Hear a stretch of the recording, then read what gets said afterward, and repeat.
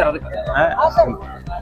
ನಿನ್ನೆ ಛತ್ರಪತಿ ಶಿವಾಜಿ ಮಹಾರಾಜರ ಮೆರವಣಿಗೆ ಮೇಲೆ ಪಂಕ ಮಸೀದಿಯಿಂದ ಚಪ್ಪಲಿಗಳು ಬಿದ್ದು, ಕಲ್ಲುಗಳು ಬಿದ್ದು ಅನೇಕ ಜನ ಗಾಯಗೊಂಡಿದ್ದಾರೆ. ಸ್ವತಃ ಜಿಲ್ಲಾ ಪೊಲೀಸ್ ಅಧಿಕಾರಿಗಳು ಕೂಡ ಗಾಯಗೊಂಡಿದ್ದಾರೆ. ಈ ರೀತಿ ರಾತ್ರಿ 10 ಗಂಟೆಗೆ 200 ಜನ ಮಸೀದಿಯಲ್ಲಿ ಯಾಕೆ ಸೇರಿದ್ರು? ಇದು ಮೊದಲ ತನಿಖೆ ಆಗಬೇಕು. ಯಾರೋ 4 ಜನರಿಗೆ ಹಿಡ್ಕೊಂಡು ಬಂದು ಅವ್ರು ಸಿಕ್ಕಾರ ಅಂತ ಹೇಳಿದ್ರೆ ನಡೆಯಲ್ಲ. ಇದು ಛತ್ರಪತಿ ಶಿವಾಜಿ ಮಹಾರಾಜರಿಗೆ ಮಾಡಿದಂತ ಅವಮಾನ, ಇದು ಹಿಂದೂ ಸಮಾಜಕ್ಕೆ ಮಾಡಿದಂತ ಅಪಮಾನ. ಇದು ಪೂರ್ಣ ಕರ್ನಾಟಕ ರಾಜ್ಯಾದ್ಯಂತ ಇದರ ಬಗ್ಗೆ ನಾವು ಹೋರಾಟ ಮಾಡ್ತೀವಿ. ಅದರ ಬಗ್ಗೆ ಸರ್ಕಾರ ಎಚ್ಚರ ಇರಬೇಕು. ಯಾಕಂದ್ರೆ ಈ ಕಾಂಗ್ರೆಸ್ ಸರ್ಕಾರ ಯಾವತ್ತಿಗೂ ಮುಸ್ಲಿಂ ಪರವಾಗಿ ಇರ್ತಕ್ಕಂಥ ಸಮಾಜ, ಮುಸ್ಲಿಂ ಪರವಾಗಿ ಇರ್ತಕ್ಕಂಥ ಸರ್ಕಾರ, ಹಿಂದೂ ವಿರೋಧಿ ಸರ್ಕಾರ. ಹೀಗಾಗಿ ಇವರಿಂದ ನ್ಯಾಯ ಸಿಗುವುದಿಲ್ಲ.